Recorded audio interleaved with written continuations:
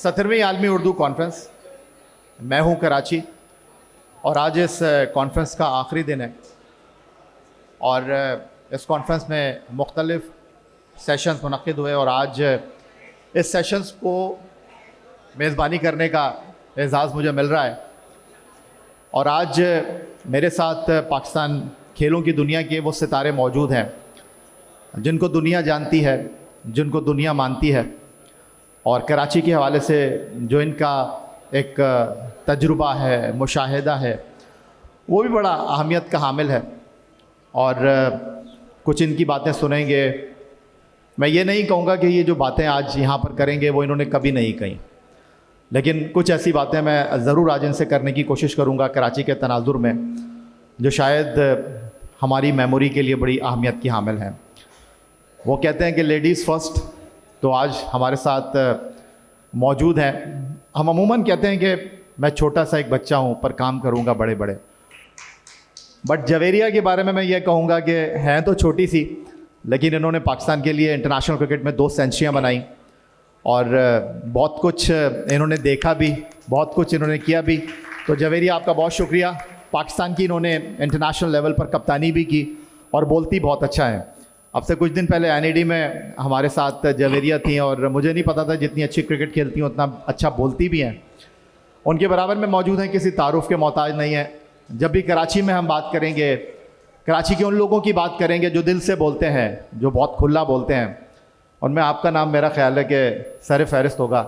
आपकी भरपूर तालियों में किसी तारुफ के मोहताज नहीं है राशिद लतीफ़ साहब। कोई एजाज़ है नहीं मेरा ख्याल है हमारे जो तीसरे मेहमान हैं इन्होंने छोड़ दिया हो। प्राइड ऑफ परफॉर्मेंस, सितारा इम्तियाज़, निशान इम्तियाज़, पाकिस्तान का एक बहुत बड़ा नाम नेशनल खेल हॉकी में, आपकी भरपूर तालियों में इस्लाउद्दीन सिद्दीकी साहब।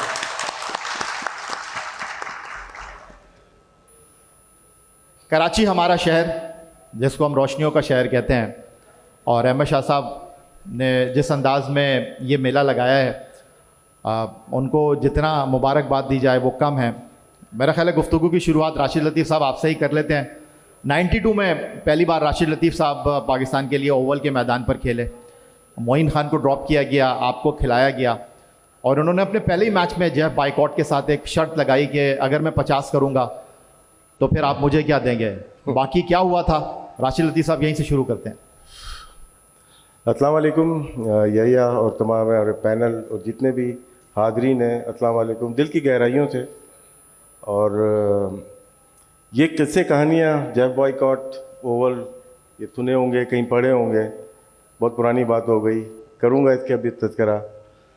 कराची छोटा सा शहर था, अब दोबारा छोटा सा शहर हो गया। हम जब खेलते थे मलीर में, मैं सईद अनवर, बाद में बहुत प्लेयर आए वहाँ से, तो हम जब जाते थे यहाँ पे नाज़माबाद में बताते थे ना, पूछे कहाँ रहते हो, बोलते मलीर में। बोलो कराची से बाहर जो मज़ाफ़ात में है, वो भी हो गया।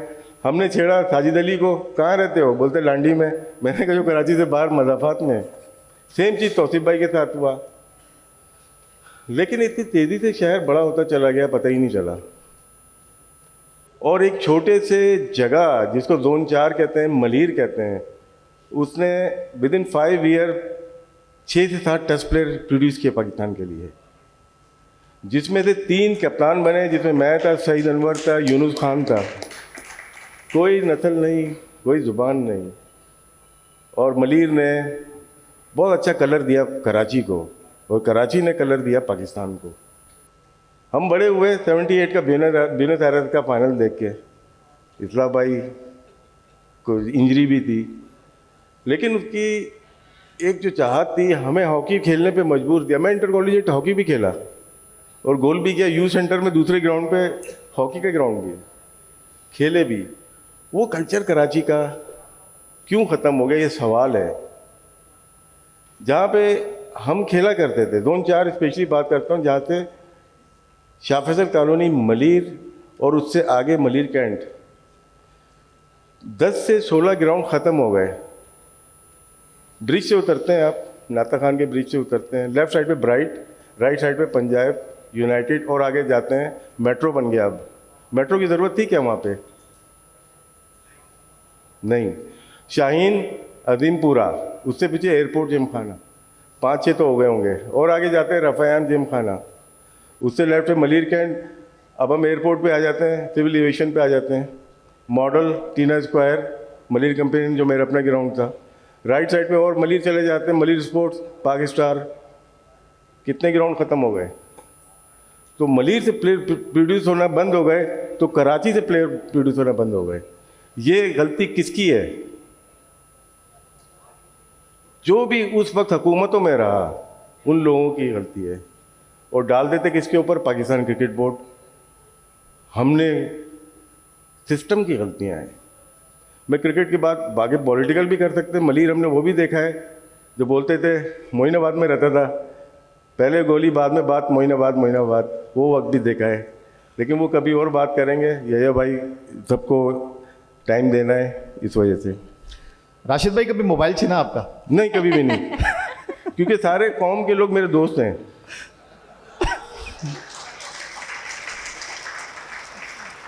लेकिन अगला जवाब आपको ज़रा अलग मिलेगा। शुरुआत यहीं से करते हैं। कराची की बेटी हैं, कराची में रहती हैं, बैनुल अक़वामी क्रिकेट में कराची को रिप्रेजेंट किया, कप्तान बनी। मैं भी थोड़ी देर पहले पूछ रहा था, मैंने कहा जवेरिया आपका कभी मोबाइल छीना? तो मुझे पता होता, अभी हम बताने के लिए पूछ रहे हैं, मैं कभी नहीं बताती। बिल्कुल छीना, उस वक्त आइडिया नहीं था। अम्मी ने हमेशा कहा था कि जब कोई आए तो फ़ोन दे देना, मैं दिला दूँगी, ठीक है। अब मैं गाड़ी में बैठ के किसी का वेट कर रही थी। सबसे पहले तो अस्सलाम वालेकुम, I am humble to be here, thank you all very much. सवाल में ज़रा बहक गई थी। तो वो आए मेरे पास, शीशे को नॉक किया और बड़े तहजीब से कहा मैम फ़ोन दे दें। अब इतने अच्छे तरीके से कोई मांगेगा तो आपको यही लगता है कि वो फ़ोन करने के लिए मांग रहा है। तो मैंने कहा भाई आप किसी और से ले लें। मैंने कहा मैम प्लीज़ फ़ोन दे दें।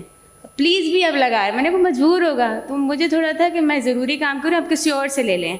उसके बाद उन्होंने अपना दोस्त निकाल दिया, फिर कहा आप देती हो कि नहीं, मैम से देती हो कि नहीं, इससे पहले कि वो कोई और ज़बान इस्तेमाल करते। मैंने कहा भाई ले लो, और वो चले गए। मैं और भी बात करूंगा, लेकिन चूंकि हम कराची की बात कर रहे हैं और कराची में कोई हमसे बाहर पूछता है, पाकिस्तान से बाहर जाते हैं, लाहौर जाते हैं, उन्होंने कहा कराची साहब, अगला सवाल यही होता है कभी आपका मोबाइल छीना, कभी आपका पर्स छीना। जो पाकिस्तान के लिए प्राइड ऑफ परफॉर्मेंस, निशान इम्तियाज़, हिलाल इम्तियाज़ लेने वाले हैं, इनसे मोबाइल के अलावा भी बहुत कुछ छिन गया। मेरा ख्याल है ओलंपियन इस्लाउद्दीन सिद्दीकी को अपनी गुफ्तगू में शामिल करेंगे इनकी तल्ख यादों के साथ। सर आप तो दुनिया भर से मेडल लेकर आए, तमाम मेडल आपने हासिल किए, शुरुआत यहीं से करते हैं, कराची में आपका क्या कुछ छिना है? बिस्मिल्लाहिर्रहमानिर्रहीम। अस्सलाम वालेकुम मुअज़्ज़िज़ ख़वातीन व हज़रात, मैं आपके सामने हाज़िर हूँ। मेरा नाम इस्लाहुद्दीन है, मैं कराची हूँ। याद माजी अज़ाब है यारो। याया ने ऐसी बात की है कि बहुत पीछे की तरफ जाना पड़ेगा। बहुत सारी बातें करूँगा, जो याद आती गई करता जाऊँगा। हो सकता है कुछ आगे पीछे हो जाए, तसलसल ना रह सके। या आपने पूछा कराची से मुताल्लिक़, तो मैं यहीं पला, यहीं बढ़ा। मैं 1 साल का था जब गोद में पाकिस्तान आया था 1949, और जब से हमारे पेरेंट्स जो हैं सब कुछ छोड़ छाड़ के आके यहीं के हो लिए थे। उनसे पहले मेरे फादर ने हमारे चचा को यहाँ भेजा था, जाओ देख कर आओ हालात क्या हैं। तो उन्होंने उसी साल वहाँ से ग्रेजुएशन की थी। वो यहाँ आए तो ऐसे ही घूम रहे थे, कोई दोस्त मिला, कहने क्या करते हो, कहने कुछ नहीं करते हो। क्या किया है? उन्होंने कहा मैंने ग्रेजुएशन की है, नौकरी करोगे? कहने का हाँ करेंगे। उन्होंने उनको PWD में नौकरी दे दी, और PWD में नौकरी के साथ साथ उनको जहांगीर रोड पे घर भी मिल गया। तो हम लोग इस लिहाज से लकी रहे कि सरकारी उनको नौकरी मिली, उनकी वजह से हम लोगों को सब एक जगह इकट्ठा हो गए। तो हमने बचपन यहीं, पढ़ाई यहीं की, स्कूलिंग, कॉलेज भी यहीं, यूनिवर्सिटी भी कराची यूनिवर्सिटी। बचपन गुजारा, 55 गुजर गया, इंशाअल्लाह अल्लाह ने चाहा तो आगे भी गुजर जाएगा। कराची को हमने परवान चढ़ते हुए देखा है। बहुत सारी बातें इतनी पुरानी करूँगा, मैं इतना पुराना हूँ नहीं, वैसे ये ख्याल रखिएगा। ये कराची जब हमने देखा, स्कूल में पढ़ते थे, आप यकीन कीजिए मैंने अपनी आंखों से इस कराची के रोडों को गुरु मंदिर तक, नुमाइश तक धुलते हुए देखा है। रोज़ाना ये रोड धुलते थे। सोचे एक लम्हे के लिए, जहाँ घरों में पानी ना हो वहाँ रोड धुलते थे। हमने देखा यहाँ टमटम जैसे बग्गी नहीं होती थी, रोज बग्गी चलती थी यहाँ पे बहुत।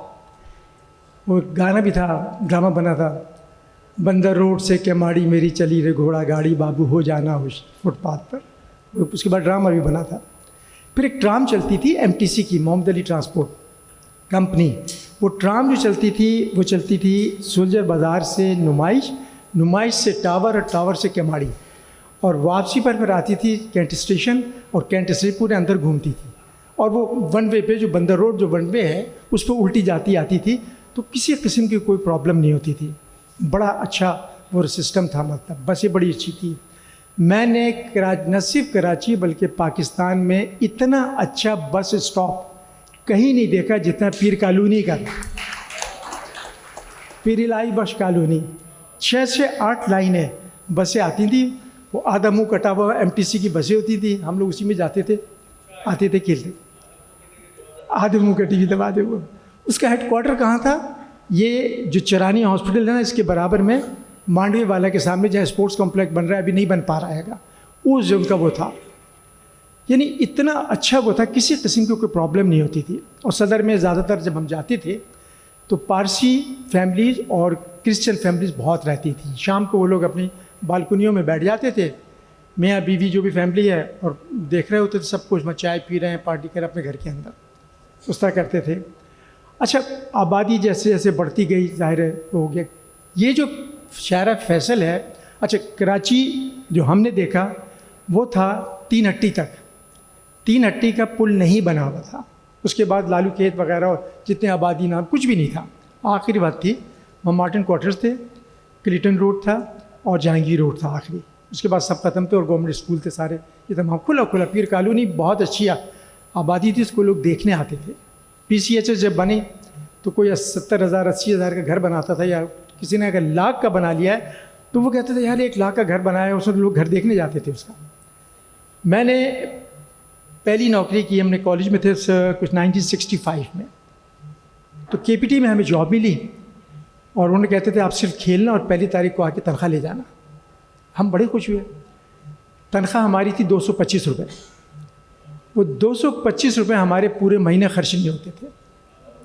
और 3 साल KPT में नौकरी करने के बाद हमें कस्टम में जॉब मिल गई, 40 साल कस्टम में नौकरी की।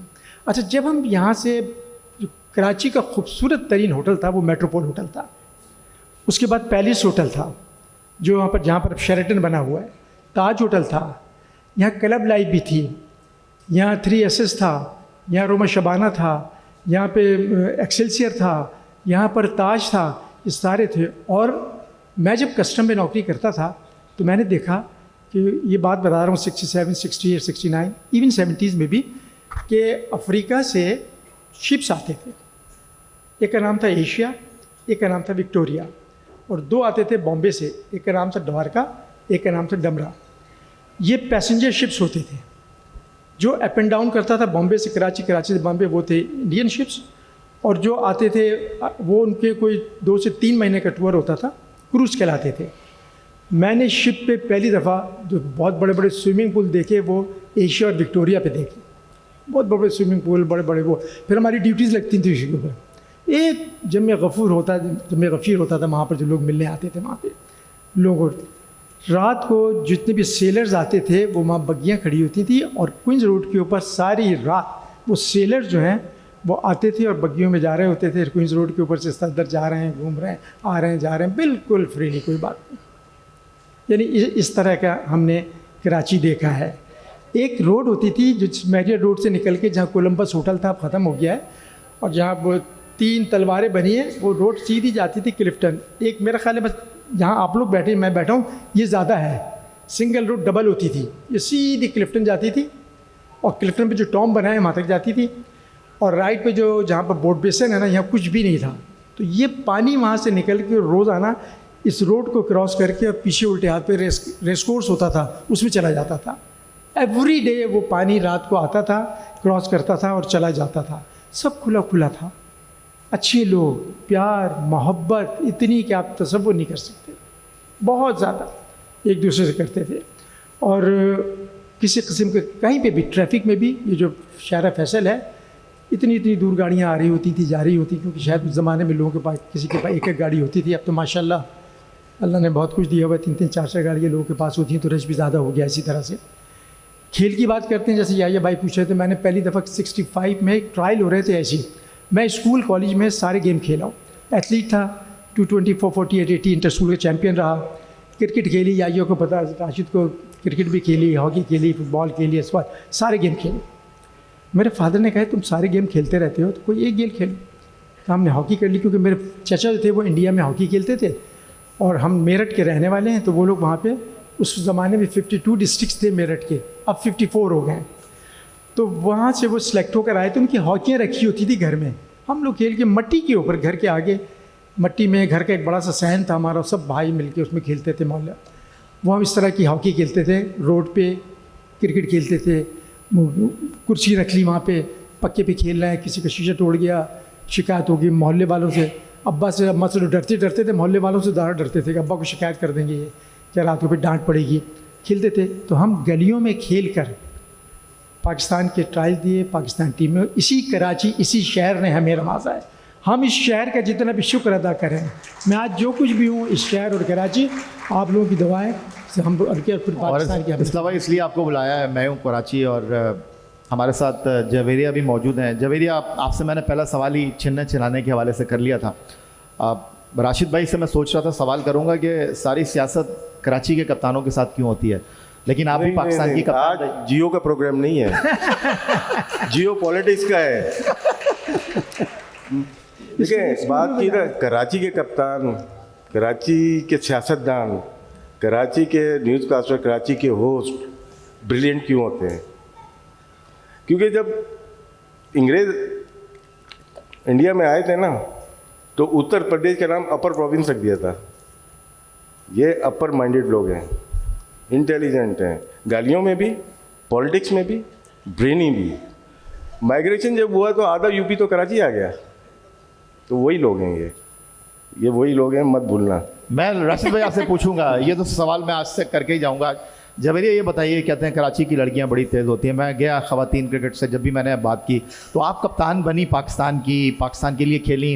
एक खिलाड़ी की हैसियत से खेलना पाकिस्तान के लिए आसान था, ये कप्तान की हैसियत से? देखिए, पाकिस्तान में हमेशा के लिए, चाहे वो मेंस क्रिकेट हो या वुमेंस क्रिकेट हो, एज कैप्टन खेलना काफ़ी मुश्किल होता है, क्योंकि जो हार का जो बर्डन होता है ना, वो सोलली एज कप्तान पे कहीं ना कहीं डाल दिया जाता है। क्योंकि अगर वो, और ऊपर से वो कप्तान अगर परफॉर्म भी ना कर रहा हो, तो मेरे ख्याल से कि हमेशा भी आप कहीं भी जाओ, एज प्लेयर नुमाइंदगी आसान होती है, कैप्टनसी में आपकी जो तवज्जो होती है वो हर खिलाड़ी पे बहुत ज़्यादा होती है। तो इसीलिए कप्तान हर टीम में एक ही होता है जो ब्रिलियंट होता है, जो इन सब चीज़ों के साथ जस्टिफाई कर सके और अपने पे ध्यान दे सके। तो आई थिंक अगर कैप्टनसी एक उसी बंदे को जाती है जिसका जहन बहुत तेज़ है, जो सारी डिस्ट्रैक्शंस के बावजूद अपने पे तवज्जो दे सके, इसलिए आप अगर देखते हैं तो कराची से ज़्यादा कप्तान बन जाते हैं। बिल्कुल ठीक है, आपने कराची से ज़्यादा कप्तान बन जाते हैं। सना मीर कप्तान बनी, उरूज मुमताज़ कप्तानी पे आ जाऊँ मैं आपकी कप्तानी में। मैं इसलिए पूछ रहा था कि 82 if I am not wrong Javed भाई के ख़िलाफ़ रिवॉल्ट हुआ, फिर यूनुस खान 2009 में चैम्पियन कैप्टन बने, 6 महीने में उनकी बिसात लपेट दी गई, और आप कप्तान बने। तो हम 2003 वर्ल्ड कप का ज़ख्म सह चुके थे, 5 कप्तान ड्रेसिंग रूम में थे, फिर आप कप्तान बने। तो ये 3 कप्तान फ़िलहाल तो मेरे जहन में। मोइन खान ने अच्छा टाइम गुजारा, लेकिन कराची में ना आसिफ इकबाल, मुश्ताक मोहम्मद अच्छा कैप्टन पाकिस्तान ने प्रोड्यूस नहीं किया। जावेद मियांदाद कौन? मुश्ताक मोहम्मद के रेप्लिका, कप्तानी में भी, बैटिंग में भी, लेग स्पिन में भी। जो लोग पुराने जानते हैं उनको, इतने सारे जो प्लेयर डेवलप किए अंडर मुश्ताक मोहम्मद साहब, और हमने कैसा ट्रीटमेंट किया उस फैमिली के साथ। मतलब कि इस मुल्क में रिस्पेक्ट ही नहीं है ना एक प्लेयर की जिसने क्रिकेट का जन्म दिया पाकिस्तान में, उस फैमिली को। वो कैप्टनसी बाय विरासत हम लोग को मिलती चली गई। जावेद मियांदाद, उसके बाद हमारी क्लब क्रिकेट कराची की पूरे पाकिस्तान में नहीं, हम रोज़ाना खेलते हैं। जो रोज़ खेलेगा वही तो कप्तानी अच्छी करेगा ना। मोइन खान को देखें, Moin Khan cricket, club cricket कितनी खेला, सरफराज कितनी क्लब क्रिकेट खेला, मैं कितनी क्लब क्रिकेट खेला, यूनुस सईद अनवर कम खेला इसलिए अच्छा कप्तान नहीं था, फैक्ट है ये तो। अब बात आती है सऊद शकील की, उस दिन इंग्लैंड के खिलाफ खेल रहा था, उसने कर दिए रन। वो तो बच्चों की तरह बैटिंग की, जहाँ पर कोई खेल नहीं रहा, 21 प्लेयर नहीं खेल पाए, सऊद शकील खेल रहा था। वो रोज़ाना क्लब क्रिकेट खेलता था, इस वजह से उसको पता था कि क्या करना है मुझे, ये अवेयरनेस थी। तो ये जो हम लोग इतने billion of dollar, billion of rupees खर्च कर रहे हैं ना ऊपर, वहाँ नहीं करो, ये ज़मीन पे करो, ज़मीन पे ग्रास रूट पे करो, यहाँ से प्लेयर बनेगा आपका। क्लब क्रिकेट आपकी ख़त्म हो गई। मैं गारंटी देता हूँ, लोग बैठे हैं, ये रिकॉर्ड में है, आप पैसा खर्च करते रहो, 10 साल में भी वसीम अकरम नहीं मिलेगा, जावेद मियांदाद नहीं मिलेगा, जब तक आप ज़मीन पे नहीं आओगे। जवेरिया, आप क्लब क्रिकेट की बात कर रहे थे, ख़वातीन में तो क्लब क्रिकेट का कोई रुझान ही नहीं है, फिर ग्राउंड भी आपको नहीं मिलते, तो कुछ एक्सपीरियंस हमारे साथ शेयर करें। जब आपकी मोहल्ले में, गली में लड़कों को पता चलता था कि ये पाकिस्तान से खेलती हैं, तो कभी उनके साथ खेलने का एक्सपीरियंस हुआ? क्योंकि अरूज मुमताज़ से मेरी बात हो रही थी, वो मुझे यही कह रही थी कि हमें लड़कों के साथ खेलना पड़ता है क्योंकि हमें तो कोई स्पेसिफिक ग्राउंड भी नहीं है हमारे पास। बेसिकली डिपेंड करता है कि आपका ताल्लुक़ कहाँ, जैसे मेरा ताल्लुक़ तोरगढ़ से, मैं उसको ये पश्तो में कहते हैं तोरगढ़, उर्दू में कहते हैं काला ढाका, तो मैं वहाँ से बिलोंग करती हूँ। और डिपेंड करते हैं, जैसे मैं कराची में हमेशा रही हूँ, तो क्लब क्रिकेट की जो बात है वो विमेंस क्रिकेट तो हमेशा उससे महरूम रही है, क्योंकि कुछ पेरेंट्स के भी तहफ़्फ़ुज़ात होते हैं कि लड़की बाहर खेले नहीं खेले, कुछ हमारे हालात ऐसे नहीं होते बाहर के, तो I think club cricket women player इतनी खेल नहीं पाए। लेकिन अब मैं अगर अपनी बात करूं तो मैंने जो सारी ज़िंदगी पहला ट्रायल जो मैंने दिया, तो मैं छत पे खेलने के बाद वो मेरा पहला ट्रायल था, क्योंकि स्कूल्स में भी इतना नहीं था रुझान, जो भी था सारा क्लब क्रिकेट लड़कों के लिए था। इसीलिए अगर आप देखेंगे तो विमेंस क्रिकेट और मेंस क्रिकेट का ग्राफ में बहुत फ़र्क है। वो इसलिए कि क्रिकेट की क्वालिटी इतनी ज़्यादा नहीं है। मैं छत में खेलती थी, कभी कोई वर्ल्ड कप का टूर्नामेंट खेल लिया, कभी कुछ खेल लिया, उसके बाद हम लोग आते थे। तो आई थिंक ये जिन्होंने बात की, अब ट्रेंड बदल रहा है, अब हम लोग जाके लड़कों के साथ हम मैचेस खेलते हैं मेरे ख्याल में। लेकिन अब जितनी ओवरऑल बात है, क्रिकेट पहले से बहुत कम हो चुकी है। मैं अगर कराची क्रिकेट की बात करूँ, राशिद सर, पहले हर स्ट्रीट में मैच हो रहा होता था, अब वो सब कुछ ख़त्म हो गया है, कुछ भी नहीं है। एक मशीनी दुनिया में सब लग गए, कमाना है कमाना है कमाना, और कुछ नहीं है। एक जो खेल जो होता है ना, वो किसी भी एज के लिए बहुत इम्पोर्टेंट होता है। मेरे ख्याल में अब वो रुझान कम हो गया है। कमाने वाली जाहिर सी बात है, क्योंकि मुल्क के हालात ऐसे नहीं हैं और हर एक को कमाना भी है। अगर एक बच्चा अपने बाप से ख्वाहिश करता है कि मुझे जाके खेलना है, जाहिर सी बात है अफोर्ड नहीं कर पाएंगे तो बच्चा किस तरीके से खेलेगा। पुराने दौर में बहुत ब्रिलियंट प्लेयर्स निकल आए क्योंकि हालात थोड़े बेहतर होते थे। अब हालात भी ऐसे हैं, वक्त भी इतनी तेज़ रफ्तारी से जा रहा है कि जो हम सब हैं वो हम दुनियावी चीज़ों में बहुत ज़्यादा लग गए। ये दे दो, वो दे दो, ऐसा कर लो, वैसा कर लो। लेकिन अगर हकीकत देखी जाए तो बहुत कम चाहिए ज़िंदगी जीने के लिए। जी राशिद भाई। ख़वातीन के क्रिकेट पे थोड़ा सा कमेंट करना चाहूँगा। बड़ा मुश्किल है खेलना पाकिस्तान में, स्पेशली हमारे माशरे में। सिटीज़ में आपको नज़र आ जाएंगी, लेकिन जो देहात में खेलते हैं उनको इजाज़त भी नहीं मिलती। बिल्कुल। तो ये एक हकीकत है जिसको हम मानने के लिए तैयार नहीं हैं। और जब टीम हार जाती है, ब्लेम हम करते हैं जियो पे बैठ के, कहीं पे भी बैठ के, लड़कियां ये लड़कियां वो। जियो पे ना? जियो में, जियो पे। क्योंकि मैं किसी को इल्ज़ाम नहीं दे रहा, मैं खुद जियो में हूँ ना, इसलिए पहले अपने आप को मैं बोलूँगा। लेकिन मतलब क्या है, मेल डोमिनेंट सोसाइटी है हमारी, इसको देखना चाहिए कि जिनको जितनी सहूलत दी जाए। इनका अभी हम लोग $1 बिलियन के स्टेडियम बना रहे हैं, ख़वातीन का एक ग्राउंड नहीं है अपना जिसपे वो खुद बोल सकें ये ख़वातीन का क्रिकेट स्टेडियम, क्रिकेट ग्राउंड है पाकिस्तान में। MCC से, ICC से फंडिंग होती है टोटल, वो ना क्लब क्रिकेट पे लगती है। खैर वो दूसरी तरफ चले जाएंगे, लेकिन प्रॉब्लम इनको अप्रिशिएट करना चाहिए ख़वातीन के क्रिकेट को, वुमेन्स क्रिकेट को, क्योंकि हमारे यहाँ जो माशरा है ना, वो इजाज़त नहीं देती खेलने के लिए, चाहे वो मेरा घर हो चाहे वो आपका घर हो। असलाउद्दीन सिद्दीकी साहब 4 बार पाकिस्तान वर्ल्ड कप जीता, 3 बार पाकिस्तान ओलंपिक जीता।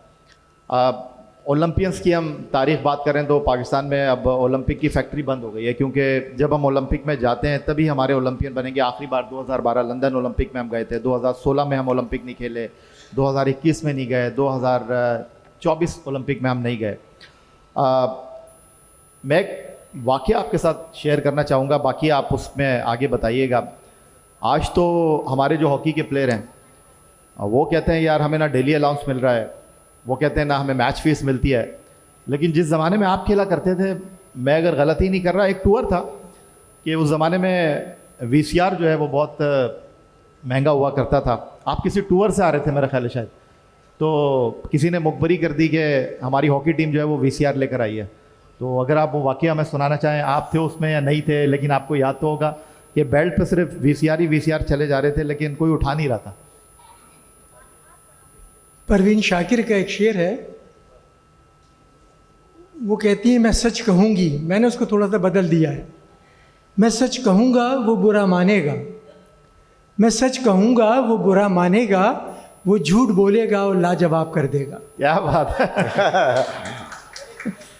असल में जो वाक़या आपने बताया ना, इस तरह के 2 वाक़यात हुए थे। जी जी। एक पहले एक क्रिकेट टीम के साथ हुआ था जिसमें सारे क्रिकेटर्स थे, जिसमें आसिफ इकबाल, माजिद और सरफराज नवाज़, बारी, पूरी टीम जो थी ना वो वाली। और एक दफ़ा वो लोग लेकर आए थे। तो VCR लाना कोई जुर्म नहीं है, अगर आप एक VCR ला रहे हैं तो कोई जुर्म नहीं है। उस पर एक ड्यूटी होती थी, फ्लैट रेट था 125% ड्यूटी।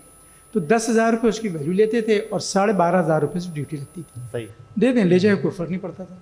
तो वो कैसे वो नहीं था, लेकिन होता ही है ना कि वो प्लेयर ले आए, वो क्यों लाया फलाया, तो उसको लोग उछालने की कोशिश करते हैं। ऐसी एक दफ़ा हॉकी टीम के साथ कुछ लोग ट्रैवल कर रहे थे। हॉकी टीम के तो लोग नहीं लाए थे, लेकिन कुछ दूसरे लोग थे, उसमें VCR नहीं थे, कुछ और चीज़ें थी।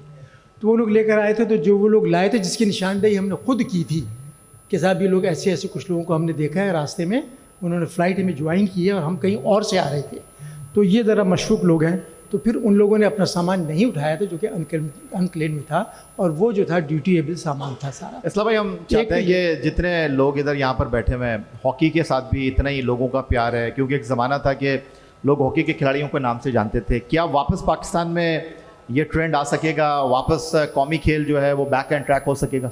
देखिए, सबसे बड़ा मसला जो है ना, हमने कई दफ़ा इसको कहा है, आपके प्रोग्राम में मैंने कई दफ़ा कहा है, अखबार, TV, बड़े साहिबान से जब कभी भी हमारी मुलाकात होती रही, और जिसने भी हमसे पूछा कि वजह क्या है, तो मैंने उनको सिर्फ एक वजह बताई है कि आप पर्ची सिस्टम ख़त्म कर दें, मेरिट को फॉलो करें। 4 साल में अगर टीम विक्ट्री स्टैंड पे नहीं आए तो इसला साहब को पकड़ लीजिए।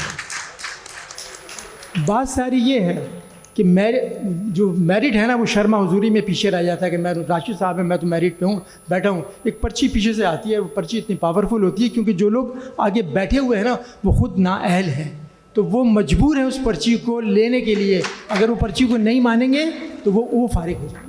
असल मसला ये है। तो जो गिरे एरियाज़ हैं, मतलब टैलेंट बहुत है, कराची में टैलेंट है, पूरे पाकिस्तान में टैलेंट है। मैं आपको बता रहा हूँ, सिर्फ टैलेंट को हंट करने की ज़रूरत है। Cricket, hockey, squash and groom करने की ज़रूरत है। दूसरी एक और बात बताता चलूँ, क्रिकेट में बड़े बड़े गोरे आते हैं। गोरा तो हमारे लिए हर आदमी गोरा है ना, हॉलैंड का भी गोरा है, अमेरिका का भी गोरा है, गोरा तो गोरा है, इंग्लैंड का, अफ्रीका का भी गोरा, जो बाहर से आ जाए हमारे लिए गोरा है। हम अभी तक, आई एम सॉरी कि गुलामी से नहीं निकल पा रहे हैं कि जो गोरे की वजह से। क्रिकेट में किसी गोरे की ज़रूरत नहीं है। जिस गोरे को आप जितना पैसा देते हो ना, दें राशिद लतीफ़ को, दें जावेद मियादाद को, दें वसीम अकरम को, दें शुएब अख्तर को, दें शाहीन को, दें वसीम ज़हीर अब्बास को, इनको देना।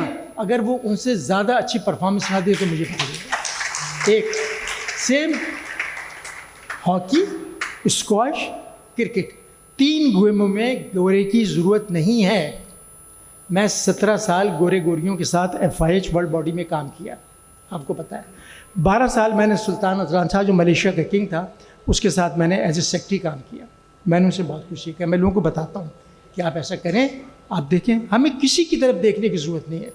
और लोग एसोसिएशन या फेडरेशन को फंड्स क्यों नहीं देते?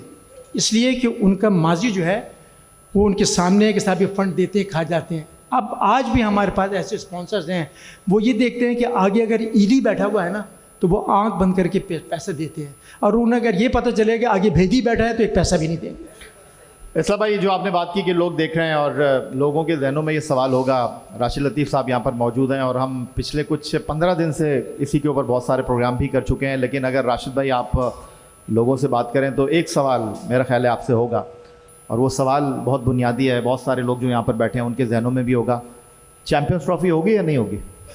होनी नहीं चाहिए। अब वो इससे पहले कि वो मना कर दें, आप मना कर दो।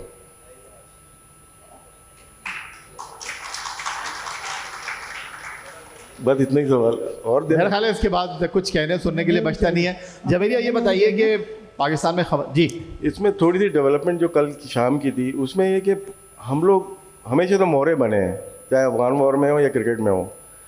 ECB, ACB और ICC ये एक ही हैं, ये लड़ नहीं सकते BCCI से, बिल्कुल नहीं लड़ सकते। उनको मौका मिल गया पाकिस्तान को पुश करने का, आगे फ्रंट पे पाकिस्तान है। डर ये है, ये बहुत अच्छी चीज़ है, पाकिस्तान के साथ लोग मिल गए, हम फाइट कर रहे हैं, हम मुंह दे रहे हैं, लेकिन एक डर ये है कि इंडिया अगर बॉयकॉट कर देता है तो हम कहाँ खड़े हुए हैं, ये देख के करना चाहिए हमें। जवेरिया, ये बताइए कि क्रिकेट आप पाकिस्तान से खेली, T20 क्रिकेट भी खेली, वनडे क्रिकेट भी खेली, कराची में क्रिकेट के टैलेंट के हवाले से थोड़ा सा बताइएगा, लड़कियाँ आ रही हैं या नहीं? आई थिंक लड़कियां तभी आएंगी जब क्लब क्रिकेट्स बहुत ज़्यादा होंगे, लेकिन अभी अचानक से कुछ टाइम में ग्रोथ रुक चुकी है, क्योंकि इतना ज़्यादा टैलेंट नहीं है, क्योंकि काम इतना नहीं हो रहा ग्रास रूट लेवल पे। हम जब पाकिस्तान टीम में खेलते तो कोई सिस्टम नहीं था। अब मेंस क्रिकेट जो होती है वो एक पाथवे होता है, अंडर 13, 15, 17, 19, 21, इमर्जिंग, ए, शाहीन, पता नहीं क्या क्या होता है। वुमेंस क्रिकेट में डायरेक्ट डोमेस्टिक और पाकिस्तान टीम में, इसीलिए रिजल्ट्स इतने स्लो होते हैं, क्योंकि सारी जो तैयारी, जो प्लेयर प्रोड्यूस हो रहा है, जो बन रहा है, वो एक पाकिस्तान टीम में आके बन रहा है। तो पाकिस्तान टीम में आके प्लेयर बनता नहीं है, उसको उस टाइम रेडी होना चाहिए कि वो परफॉर्मेंस दे सके, इसलिए हम लोग बहुत स्लो हैं। आपने बात की कराची में टैलेंट की, ओवरऑल मैं बहुत सुनती हूँ PCB से, और PCB कहता है कि पूल बहुत बड़ा है, लेकिन अगर ऑनेस्टी है कि इससे मैं अगर बात करूँ ना, तो कोई 20 लड़कियों का लॉट है जो स्ट्रॉन्ग है, बाकियों पे बहुत काम करने की ज़रूरत है। लेकिन जो ग्रास रूट लेवल पे जो हमारी मैनेजमेंट है वो इतनी स्ट्रॉन्ग लगाई नहीं जाती है। अक्सर मेरा गिला शिकवा हमेशा ये होता है, जो मेंस क्रिकेट का जो अगर मीडिया में आके बहुत बोल रहा होगा, उनको खामोश कराने के लिए विमेंस क्रिकेट की जॉब दे देंगे, नॉट नोइंग कि उसको वो उसका काम आता भी है कि नहीं। लेकिन ये है कि विमेंस क्रिकेट को अंडरस्टैंड करने वाले लोग बहुत कम हैं। अब थोड़ी बहुत क्रिकेट ग्रो हो रही है, लेकिन जो मैनेजमेंट का जो स्टाफ होता है, अगर आप किसी लड़की के पास इतने मौके नहीं है, लीग क्रिकेट नहीं है, स्ट्रीट क्रिकेट नहीं है, क्लब क्रिकेट नहीं है, तो उसको फिर जो अकेडमीज़ लगती हैं उसमें बहुत स्ट्रॉन्ग तैयारी कराने की ज़रूरत है, लेकिन उस स्ट्रॉन्ग तैयारी कराने के लिए वो मैनेजमेंट अवेलेबल नहीं है। आपके साथ जो खेली हुई लड़कियां, सना मीर हो गई, उरूज मुमताज़ हो गई, बाकी हो गई, वो कोई कमेंट्री की तरफ चला गया, कोई कोचिंग की तरफ चला गया, आप घर में ही हैं?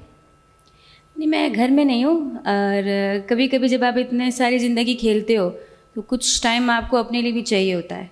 और मैंने, जब आप क्रिकेट खेलते हो ना, जो खेल होता है ना, राशिद सर और सब लोग मुझसे एग्री करेंगे, जो खेल होता है ना वो आपकी मैं बहुत जल्दी तोड़ता है। जो वो मैं होती है ना वो टूट जाती है, इंसान सबमिट कर देता है, फिर इन द एंड आपके पास एक टाइम आता है, आप बोलते हो कि जो होगा वो मेरे नसीब में है, वो मुझे मिलेगा। तो मेरा ये मानना है, अभी रिसेंटली मैंने रिटायरमेंट ली है, अगर मैं चीज़ों के पीछे भागूंगी कि मैं जिस स्टेज पे थी, अब मैं प्लेयर नहीं हूँ, अब मेरा रोल दूसरा है, अब मैं मुझे वो मैं तोड़नी है, अब मैं दोबारा से अपना करियर स्टार्ट करूँगी। तो आई थिंक वो बहुत ज़रूरी है मेरे लिए कि मैं हम्बल रहूँ, ग्राउंडेड रहूँ, पेशेंट रहूँ, और अपनी अपॉर्चुनिटीज़ का मैं इंतज़ार करूँ, और जब वो मुझे मिले तो उसको मैं एज प्लेयर नहीं देखूँ, वो मेरा एक नया करियर होगा, मुझे उस पे लेके जाना है। इस्लाम भाई, एक आखिरी सवाल आपसे करना चाहूँगा, और वो ये कि जावेद मियाँदाद थे तो सलाहुद्दीन सिद्दीकी थे, शाहिद आफरीदी आए तो सलाहुद्दीन सिद्दीकी वैसे ही थे, राशिद लतीफ़ ने क्रिकेट छोड़ दी, सलाहुद्दीन सिद्दीकी पाकिस्तान हॉकी में वैसे ही थे, अब तो मोहम्मद हफीज़ भी छोड़कर चले गए। माशाल्लाह, जिस तरह आपने अपना नाम बनाया, जिस तरह इस खेल के साथ अपने आप ने एसोसिएट रखा है, इसके पीछे क्या सोच है और इसके पीछे आपकी क्या मेहनत? सबसे बड़ी बात ये है यार, जो सोच होती है वो ये होती है कि आपको पता है कि मेरी एक अकेडमी है नॉर्थ नाज़ाबाद में, लंडी कोतल चौरंगी में, Olympian Salahuddin doctor Shah hockey academy, जो सिंध गवर्नमेंट ने बना के दी है।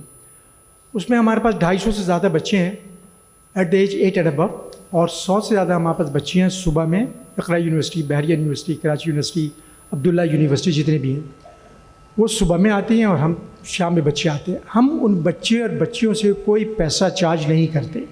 We are doing free of cost, number 1। Number 2, मैं और मेरे साथ 15-20 Olympian, I have every day to go from घर यहाँ से डिफेंस से नॉर्थ नाउदाबाद, उन बच्चों के और बच्चियों के पास हम जाते हैं, उनको सिखाते हैं। मैं और मेरे साथ 15-20 ओलंपियन से हम भी कोई पैसा नहीं लेते। क्या जो याया ने सवाल किया कि इसके पीछे क्या है, इसके पीछे ये है कि इस शहर ने, इस मुल्क ने, इस कौम ने मुझे जो कुछ मिला है वो यहाँ से मिला है, और जितना प्यार और जो कुछ सब कुछ मिला यहाँ से, हम इन बच्चों को रिटर्न करना चाहते हैं। एक बात। दूसरी ये या जैसे हालात होते हैं, कुछ लोग, कोई 2 अशार मुझे याद आ रहे थे, कुछ लोग नाराज़ हो जाते हैं, रूठ जाते हैं, वक्त बड़ा कम है, तो उसके लिए कुछ 2 अशार ये हैं कि अपने झगड़े में ज़माने की ज़रूरत क्या है, गैर को दर्द सुनाने की ज़रूरत क्या है। अपने झगड़े में ज़माने की ज़रूरत क्या है, गैर को दर्द सुनाने की ज़रूरत क्या है। ज़िंदगी यूं ही बहुत कम है मोहब्बत के लिए, रूठ कर वक्त गंवाने की ज़रूरत क्या है। क्या बात है।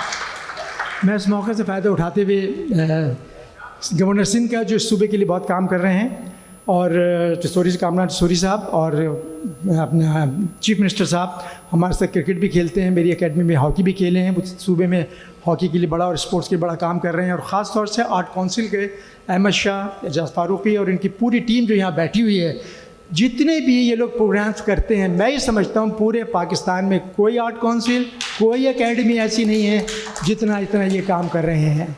Well done and keep it up. हम सब की सपोर्ट इंशाल्लाह आपके साथ होगी। और या मजाक में लोग कहते हैं ना कि लाहौर लाहौर है, तो मैं आज के लिए कहता हूँ लाहौर लाहौर है, कराची पेशावर है।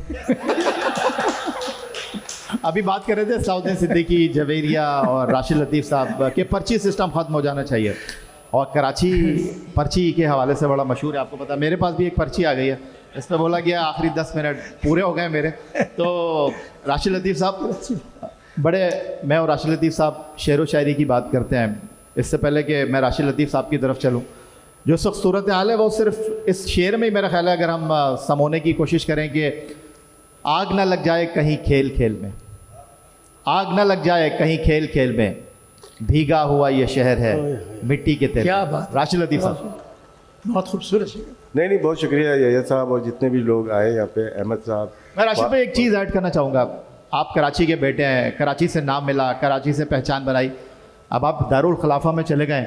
और अभी मैं जब ये प्रोग्राम करने आ रहा था, मुझे ऐसा लग रहा था कि शायद मैं नहीं कर पाऊंगा। जवेरिया भी फंस गई, मैं भी फंस गई। शाहराह फैसल पे एक रैली निकल रही थी, लेकिन बस अल्लाह ताला ने हाथ पकड़ा, हम यहाँ तक पहुँच गए। तो क्या फ़र्क है इस्लामाबाद और कराची में? वो दारुल हुकूमत है ना, मोबाइल मेरा भी है। हाँ, दारुल हुकूमत है नहीं, वो दारुल खिलाफा है। दारुल हुकूमत हमेशा कराची रहेगा।